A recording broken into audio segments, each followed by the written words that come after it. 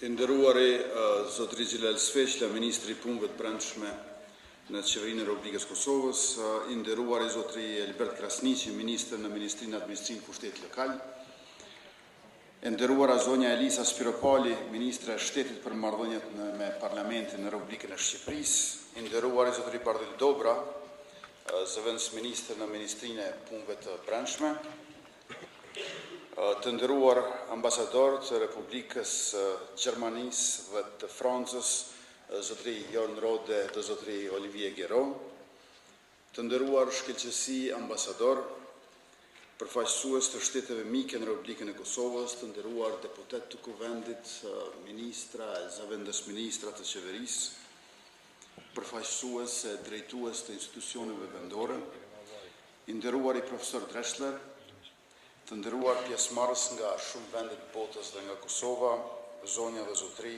të nderuar pranishëm, po e falenderoj me këtë rast Ministrinë e Punëve të Brendshme për organizimin e kësaj konferencë shumë të rëndësishme për vendin tonë, por edhe për administratën publike. Sepse administratën publike dhe shteti republikan ja japin kuptimin njëri tjetrit, jo vetëm në Kosovë, por kudo në botë. E më lejoni që ta vazhdoj këtë falënderim, posaçërisht me juve pjesëmarrës që sot keni ardhur nga 20 vende të ndryshme e kontinente si Afrika, Amerika e Veriut, Amerika Latine, Azia e kuptohet edhe nga shtetet të rajonit e të kontinentit tonë evropian. Ju keni ardhur për të bërë pjesë të konferencës së parë ndërkombëtare për administratë publike, Kosova parë 2023, e cila nga ky vit do të shndërrohet në një ngjarje vjetore. Janë të rëndësishme këto konferenca sepse bëjnë bashk akademik, zyrtar publik nga vendi dhe bota për të debatuar, për të shkëmbyer si ide ashtu edhe përvoja rreth praktikave më të mira të reformimit të administratës publike. E kur jemi tek reforma e administratës publike, dua të theksoj se ajo është prioritet i qeverisë sonë. Praktika e shteteve tjera në Evropë ka dëshmuar se një administratë publike efikase, moderne, transparente dhe llogaridhënëse është çelësi i të gjitha reformave tjera. Pra, reforma e administratës publike nuk është si çfarëdo reforme tjetër, për shkak se ajo është reforma që mundëson reformat e tjera. Përveç funksionimit të mirë të institucioneve, reforma e administratës publike gjithashtu sjell përmirësimin e jetës qytetarëve tonë, rritjen ekonomike, drejtësinë dhe punësimin, e rrjedhimisht edhe integrimin evropian e euroatlantik. Andaj ne jemi të përkushtuar që këto reforma t'i bëjnë realitet.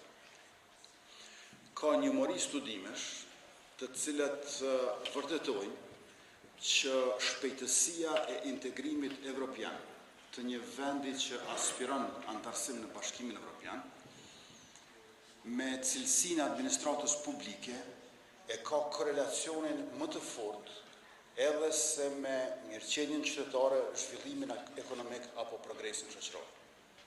Pra, cilësia e administratës publike është edhe më e rëndësishme se sa këto të tjerat, sa i përket shpejtësisë me të cilën një vend antarësohet në Bashkimin Evropian.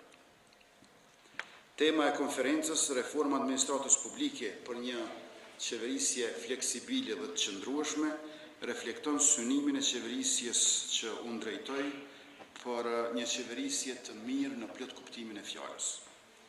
Një qeverisje pra që funksionon mbi parime si ligjshmëria, shteti së drejtës, efikasiteti i institucioneve, shërbimi ndaj qytetarëve, transparenca dhe llogaridhënia. Ky synim i yni, të cilët janë bashkuar qytetarët tonë në mënyrë plebiscitare, arrihet përmes reformimit të administratës publike, e ky proces tashmë është në zbatim e sipër.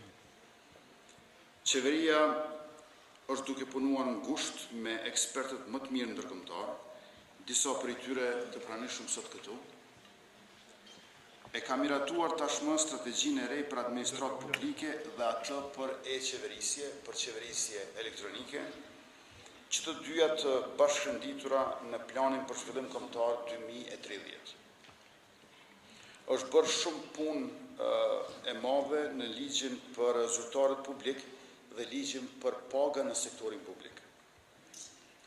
Në dy fjalë, ligji për zyrtarët publik e mundëson profesionalizmin e administratës publike duke përforcuar kapacitetet e saj njerëzore, ndërkaq me ligjin për zyrtarët publik kemi krijuar ndër të tjera të gjithë mekanizmat e duhur për sa vjen. Rekrutime të hapura për të gjithë nga jashtë dhe brenda administratës publike. Administrata publike, sikurse shteti, duhet të jetë jo vetëm garantuesi shërbime publike, po njëkohësisht edhe i hapur për të gjithë qytetarët që bëhen shërbyes për qytetarët. Regjenerim dhe përforcim të kapaciteteve njerëzore. Dhe këtu me theks të veçantë të bashkëdhetarët tonë, të mërgata jonë, e dim që çdo i treti qytetar i vendit tonë nuk është edhe banor, dhe të praktika për të rinjt e për të rejat. Duhet të kemi kujdes që edhe ata të cilët janë jashtë vendit, janë brenda kombit, e në anën tjetër duhet të kujdesim edhe për brezën e ri.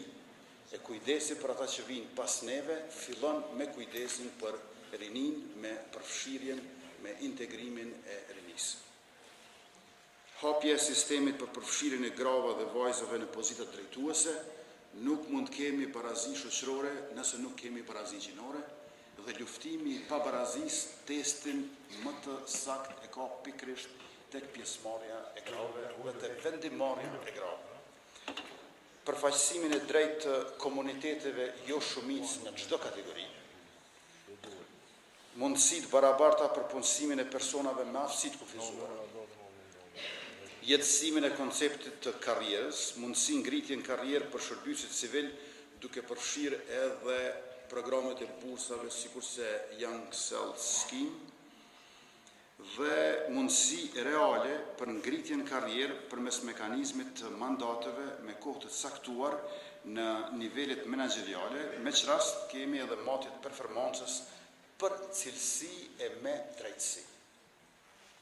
Nuk e duam cilësinë pa drejtësi, po edhe një drejtësi e cila nuk është në shërbim të rritjes së cilësisë, po ashtu nuk ka qëndrueshmëri. Ky ligj mundëson po ato që do të diskutohet në 2 ditët e ardhshme të kësaj konference, fleksibilitetin dhe qëndrueshmërinë. Pra, është e mundshme të jesh aktualisht fleksibil dhe i qëndrueshëm potencialisht në kohë. Për ta plotësuar këtë veprim, ligji i pagave mundëson shpërblim meritor për zyrtarët publik, duke hequr padrejtësitë, arbitraritetet dhe keqpërdorimet.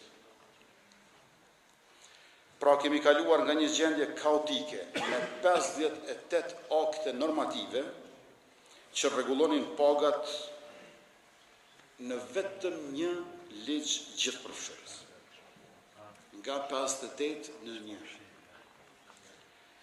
Nga 170 shtesa e bonuese të ndryshme pa asnjë kriter dhe procedurë, në vetëm 15 shtesa mirë të definuara e me kritere e procedura të qarta. Pra nga 170 në 15. Nga 58 në 1. Dallimin mes pagës më të ulët dhe asaj më të lartë, pra compression ratio, ka kaluar nga 20 herë sa ishte në vetëm 4.78 herë. Në administratën tonë, raporti i pagës më të lartë ma atë më të ulët ka qenë 20 me 1. Tash është 4.78 me 1. Kjo i ndihmon luftimit të pabarazisë së brendshme, por i ndihmon edhe unitetit njerëzor e ekonomisë në përgjithësi së jashtme. Meqense unë edhe i përkas një rrymë makroekonomike, le të themi, që konsideron se sa më e vogël pabarazia në shoqëri, aq më e madhe edhe kërkesa agregate në ekonomi.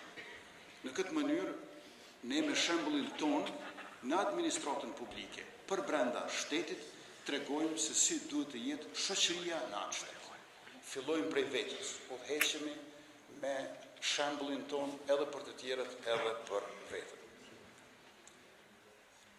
Paralelisht, racionalizimi i agjensive e mundëson rritjen e shpejtësisë së ekzekutimit të vendimeve dhe përmirësimin e efikasitetit të administratës publike.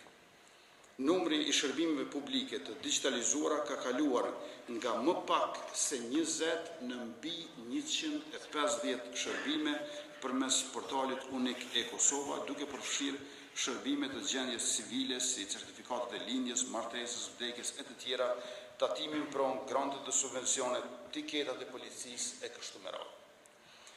Kosova mund të jetë një vend relativisht jo i madh, por ajo dhe populli i saj janë pishtar të idealeve të inspiruara nga mendjet më të ndritura në botë. Kosova është dhe vazhdon të jetë shembull se si me përkushtim dhe punë mund të arrihet shumë, se si me qeverisje të mirë, rankimin e të gjithë indikatorët ndërkombëtar për qeverisje të mirë, ligjshmëri, shtet të së drejtës, demokraci, luftë kundër krimit e korrupsionit, liri të mediave dhe të drejta të njeriut e politike e civile, jo vetëm se janë përmirësuar, por e kanë bërë Republikën e Kosovës lidere në Ballkanin Perëndimor. Si rrjedhoi e punës konkrete, sipas barometrit për Ballkanin 2023, 56% e qytetarëve i besojnë qeverisë. Rritja mesatare ekonomike për vitet 2021 dhe 2022 mesatarisht ka qenë 7.9%, trendi i rritjes ekonomike ka vazhduar edhe në këtë vit, inflacioni ka rënë nga 12% sa ishte në janar në 3.3% sa ishte në tetor, 60.000 vende të reja të punës për 2 vite e gjysmë janë regjistruar, që është një rritje prej 16%, janë dyfishuar eksportet dhe investimet e huaja direkte, kurse të hyrat tatimore janë rritur për 2/3 pa ndryshuar politikën fiskale. Sepse, kur qytetarët e Republikës shohin një administratë publike dhe një qeverisje demokratike, e cila nuk ka korrupsion, ata janë shumë më tepër të gatshëm që të kontribuojnë e të paguajnë takime, dhe në anën tjetër, kur janë optimist për të ardhmen, më parë shpenzojnë se sa kursejnë, që është edhe mirë për jetën e tyre individuale, familjare, por edhe për ekonominë e vendit tonë. Si rrjedhoj, ne kemi arritur që nga kjo rritje ekonomike të kemi mundësi për mirëqenie shoqërore. Nuk duam që rritja ekonomike, që e mundëson edhe sektori privat, edhe ai publik, të ngelet në shtet, por kemi rishpërndar 842 milion euro me vendime qeveritare për qytetarët e Republikës, pa krijuar borxhe të reja. Pra nuk është rritje e mirëqenies përmes rritjes së borxhit, po përmes rritjes së ekonomisë. Jam i bindur që prej shkëmbimeve që ju do të keni për këto tema dhe shumë të tjera, do të dalin ide të reja, sugjerime të cilat na mundsojnë të bëjmë administratën dhe qeverisjen tonë më inovative, më të shkathtë e para së gjithash më fleksibile e më të qëndrueshme njëkohësisht. Rrjedhëmisht edhe burokracia jonë të kontribojnë në bërjen e qeverisjes sonë më të aftë për të qenë akter dhe përkrahasi deri në inovacion, në zhvillim, por edhe mburoj për ata në nevojë. Diskutimet do të na ndihmojnë në vazhdimin e reformave tona, të cilat shtjellohen në përputhje me synimet tona për integrim në Bashkimin Evropian. Kjo përvojë do të ndahet me ju edhe gjatë paneleve nga përfaqësues të qeverisë së Kosovës. Por të dashur pjesëmarrës, ne nuk mund të kënaqemi me kaq. Nevojat dhe sfidat janë të mëdha, siç është edhe vullneti e përkushtimi e puna e angazhimi ynë për ta bërë ndryshimin të qëndrueshëm e të pakthyeshëm në kuptimin pozitiv e progresist të fjalës. Andaj edhe konferenca Kosova Par 2023 është mundësi shtesë që të punojmë edhe më shumë, të këmbejmë me profesionistë nga barë bota, që ndryshimi që është duke ndodhur të bëhet edhe më i thellë edhe më gjithëpërfshirës.